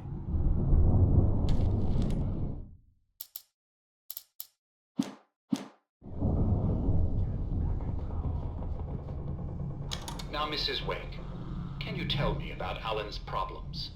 He's more and more out of control all the time. The parties, he's so angry all the time. He's getting violent. Do you mean with you? No, not with me. No, never. Sometimes I almost wish Alan would take a swing at me, because at least that'd lead to a conversation he couldn't just march out of. But no. Alan doesn't really sleep. And the work, well, he's not writing at all. He sits there for hours and just gets more and more frustrated. And I can't talk to him. Yes. Tell me, Mrs. Wake.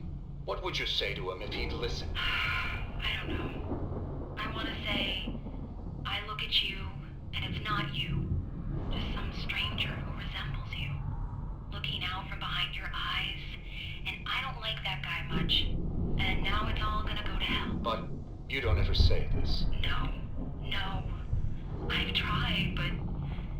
not listening. He's too deep in his own problems, always going on about something else.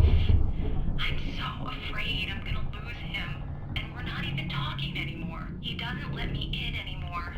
He just keeps me in the dark. I'm so alone here, even when he's home. Please help me, Doctor, because I'm at my wit's end. Well, if you can just get him here, I'll absolutely do my very best. Yeah, but Doctor, you need to be careful with him. He's not just going to listen to you and cooperate. He's the most stubborn man I've ever met. Well, I'll be sure to bear that in mind. Hearing her voice, what she was saying made me happy and sick and guilty all at once. Worst of all, I recognized the words. The phone call from her. It had been a cut-up of this. Just a recording. Rudolph Lane's case is interesting. He was completely blocked, and frankly, I was about to discard him as useless. However, once Wake arrived and started writing, something changed in Rudolph. He's producing extraordinary work, increasingly dark pieces. Unfortunately, he doesn't respond to direction at all, and it's my belief that he's not so much a creator as an illustrator, perhaps, a recorder of sorts. I hadn't considered the existence of such a role before, let alone its implications, but the paintings he has produced are informative. At least he's easily controlled and useful. I wish I could say the same about Wake. It's frustrating that the best subjects are always so damn difficult to deal with. Not buying that. I was tailing Wheeler, and this is the only place he could have gone. That means Wake is probably there too. Agent Nightingale, this is private property, and I will not allow you to disturb my patients. Yeah? I can get a warrant. How'd your fragile little patience like that? Oh, I'm thoroughly intimidated by your mighty authority now, Agent. Listen, you smug snob. How would you like it if I busted through this gate and knocked you around a little? Agent Nightingale, first of all, I'm recording this conversation, so you might want to watch what you say. Secondly, you're not dealing with a hick now. I know the law, and if you can get a judge to grant a warrant, I'll be glad to cooperate. But you won't get one. Be advised that any further communications with me are to be made through my lawyer. I don't believe this. Good day, Agent. Yeah.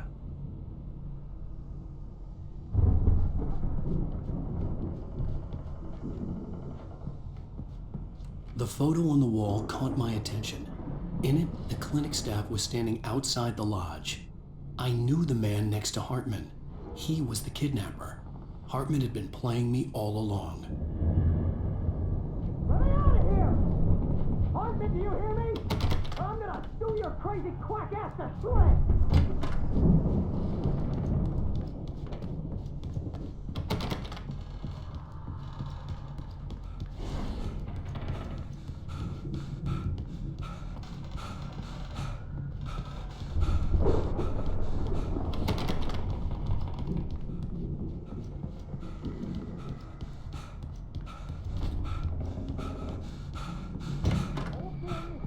Let me out now.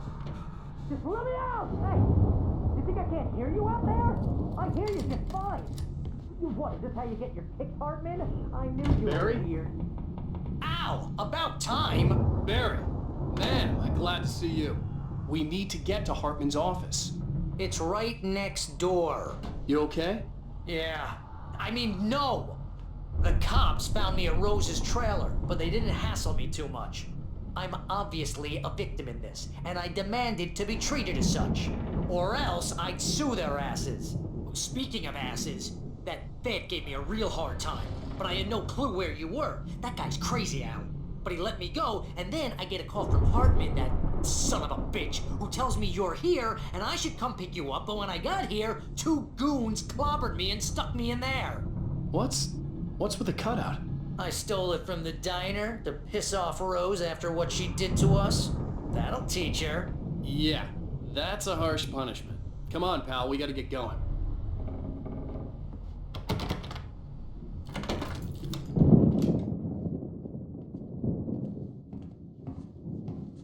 These were all the pages I had on me. And more.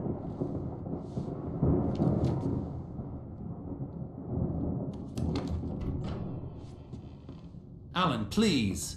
You're sliding back into the... Tell me one more lie and I'll shoot you in the face. Ah, well, it was worth a shot. Really, Wake, come on. Let's work together on this. You have no idea... Hartley, shut up! Barry, get out of here. I'll catch up with you. Get a car. Oh, Al, let's just... Go! Wake, listen to me. This is a mistake. Don't you see? Together we can create something absolutely wonderful. With your ability and mine.